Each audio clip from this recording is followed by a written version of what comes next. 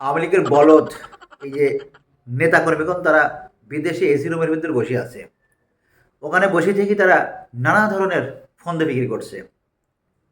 AC রুমের ভিতর থাকছে, খাচ্ছে, ঘুমাচ্ছে, তাদের বউ পোলাপান নিয়ে কত সুন্দর করে এদিক ওদিক ঘুরে বেড়াচ্ছে। আর ওখানে বসে বসে নানা ধরনের ছক আঁকছে। নিশ্চয় আপনারা দেখেছেন, গত কালকে তো তারা এই যে আসিফ, নাহিদ, তারপরে আরও দু একজন, তাদেরকে একেবারে প্লেনে টিকিট কেটে বাইরে একেবারে পাঠিয়ে দিল। কি দারুণ, তাই না? অন্যদিকে এই যে প্রধান উপদেষ্টা, ওই যে প্রধান উপদেষ্টারে পাঠাই দিল বিদেশে, তিনি আর ও দেশ থেকে আসতে পারতেছে না, আর এরাও সেই সুযোগে পালিয়ে গিয়েছে।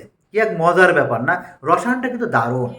এই রসায়নগুলো যারা তৈরি করেছে তারা কিন্তু সবাই এসি রুমের ভিতরে টপাস করে বসে আছে।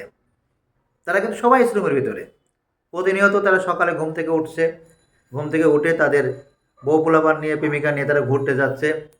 তারপর আবার ঠিকঠাক মতো এসে বাসায় এসি রুমের ভিতরে বসে একদম ঠাস করে টিভিটা ছাড়িয়ে দিয়ে তারা এখানে টিভি দেখছে। আর বসে বসে এই যে সাধারণ কর্মীগুলোর আছে না, যারা একেবারে মন থেকে কোনো ধরনের দুর্নীতি, অন্যায়, কোনো কোনো কিছুর সাথে যারা জড়িত না, তাদেরকে আবার ডাকছে, আয় আয় আয়, তোরা আয়, তোরা আয়, রাস্তায় নাম, রাস্তায় নাম, আর তোদেরকে টপাস করে প্রশাসন ধরে ফেলা দিক। কি এক মজার বুদ্ধি তাদের, না? দেখেন, এই যে যারা, এই যে ওই যে যারা এখনও ভালো আছেন তাদেরকে বলি, একটু আপনারা বুঝতে শিখুন। গত 16-17 বছর তো কোনোদিন ভোট টোট করেননি, কোনোদিন ভোট করেননি। দামি নির্বাচন, দামি নির্বাচন, রাতের নির্বাচন, কত নির্বাচন আপনারা করেছেন, কত নির্বাচনের আপনারা কত সুন্দর সুন্দর নাম দিয়ে ফেলেছেন। প্রত্যেকবার ভারত, আমেরিকা, তাদের সাহায্য সহযোগিতায় আপনারা তো নির্বাচন করেছেন। কোনোদিন তো ভোটের নির্বাচন করেননি, কেউ তো ভোট দিতে যায়নি। ভোট দিতে গিয়েই তো দেখছে যে ভোট হয়ে গেছে, বাড়ি চলে আসছে। খুব মজা পাইছিলেন, তাই না? খুব মজা, একেবারে লুটিপুটি খাওয়ার মতো ব্যবস্থা আপনাদের ছিল। হ্যাঁ, সেই কষ্ট, যন্ত্রণা আর এখন আপনারা ভুলতে পারছেন না, তাই না? সেই আনন্দটা আর ভুলতে পারছেন না। আর আপনাদের সেই আপনার এই ঘাট দখল, পানির দখল, মাঠ দখল, পুকুর দখল, জমি দখল আর তো করতে পারছেন না। বাস স্ট্যান্ড দখল, টেম্পো স্ট্যান্ড দখল আর তো করতে পারছেন না। যার কারণে প্রতিনিয়ত পদে মহত্ব, কী করবেন, কিরাম করলে, কী করলে আবার ক্ষমতায় আসা যায়, আবার ভোটবিহীন আবার 40 বছর ক্ষমতায় থাকা যায়, সেই চিন্তা করতেছেন, তাই না? শোনেন, এসব বাদ দেন, বাদ দিয়ে বাস্তব চিন্তা করেন। এই যে এদেশের ছাত্র জনতা, ছাত্রদেরকে, কয়েক হাজার ছাত্রদেরকে আপনারা খুন করেছেন, ডাইরেক্ট গুলি করে মারি ফেলেছেন, বাড়ি মারিছেন, কত যে অন্যায় করেছেন। এ তো গেল আমাদের বৈষম্য বিরোধী ছাত্রদের কথা। তারপর গত 16-17 বছর রাজনৈতিক দলের নেতাকর্মীদেরকে কিরামি না অত্যাচার করেছেন। কি ভুলে গেছেন সেসব কথা? কত মানুষকে না আপনি গুম করে দিয়েছেন।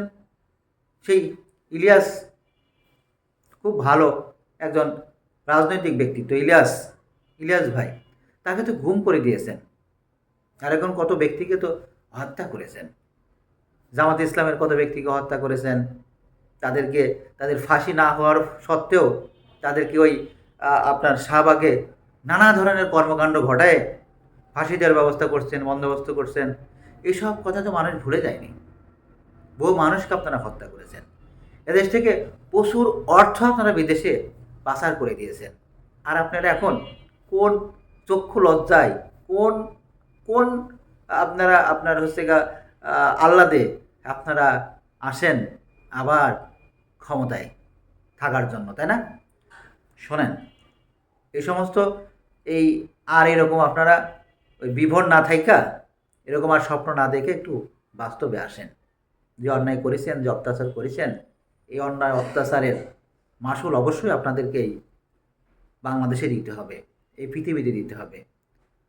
মহান রাব্বুল আলামিনও আপনাদেরকে সহ্য করতে পারেনি, যার কারণে এইরকম পতন আপনাদের ঘটিয়েছে। একটু বাস্তবতা বুঝতে শিখুন, বাস্তবতা বুঝে পথ চলতে শিখুন। তা না হলে ওই যে আপনি যিনি ঘরে বসে রয়েছেন না, আপনারও সমস্যা হতে পারে। আপনিও এই সমস্যার মধ্যে জড়িয়ে যেতে পারেন। সুতরাং সহজ সোজা পথে চলেন, আর ওই বিদেশে বসে থাকা এসি রুমে বসে থাকা ওই সমস্ত নেতাদের কথা না শুনে আপনি আপনার সৎ পথে, ন্যায় নিষ্ঠার পথে চলার চেষ্টা করেন। যাক, সবাই ভালো থাকবেন। আর হ্যাঁ, হয়তো আবার কিছুদিন পরে আবার গত 2 দিন যেরকম তারা স্বপ্ন দেখেছিল সেরকম স্বপ্ন দেখবে। স্বপ্ন দেখতে থাকেন, স্বপ্ন দেখা ভালো, তবে এটাও স্বপ্ন দেখবেন কোনোভাবেই যদি আপনার নেত্রী কিংবা কেউই বাংলাদেশে আবার আসার চেষ্টা করে, তাহলে সোজা চলে যাবে ওই কাশিমপুর কারাগারে। সবাইকে ধন্যবাদ। আসসালামু আলাইকুম।